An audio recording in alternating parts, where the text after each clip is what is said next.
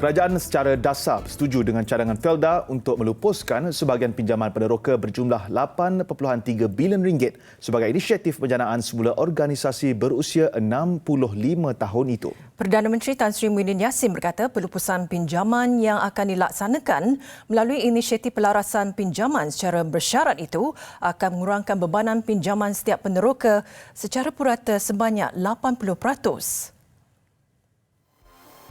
Berucap semasa pelancaran Hari Peneroka Felda Peringkat Kebangsaan 2021 yang disiarkan secara maya, Perdana Menteri berkata pelupusan sebahagian hutang peneroka itu akan memudah cara proses penjanaan semula atau restart Felda.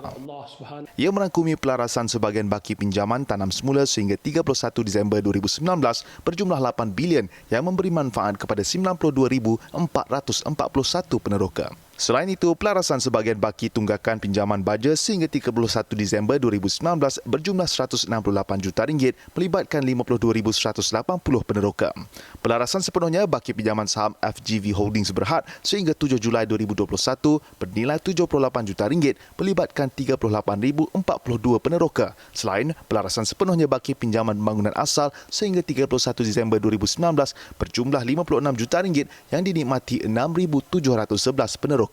Dengan inisiatif ini, bebanan pinjaman ditanggung peneroka akan berkurangan sebanyak purata 80% dengan purata bayaran balik pinjaman dijangka berkurangan sekitar RM800 hingga RM1,000 kepada RM250 hingga RM300 sebulan bagi peneroka sawit dan serendah RM150 bagi peneroka getah. Saya berharap dengan usaha yang diambil oleh kerajaan ini, ia akan menjadi titik tolak atau reset button untuk warga peneroka di seluruh negara menjadi lebih bersemangat dan lebih fokus dalam melipat gandakan usaha serta pendapatan mereka. Ini sekaligus bakal mengupayakan pengurusan keuangan termasuk pinjaman secara sekalian dengan lebih berhemah dan tidak lagi membebankan pada masa hadapan. Jelas beliau, inisiatif itu diambil memandangkan isu pinjaman berkenaan yang membelenggu pewaris peneroka sekian lama dikenal pasti sebagai antara isu yang mampu merencatkan usaha Felda untuk kembali bangun setanding syarikat perladangan terkemuka dunia.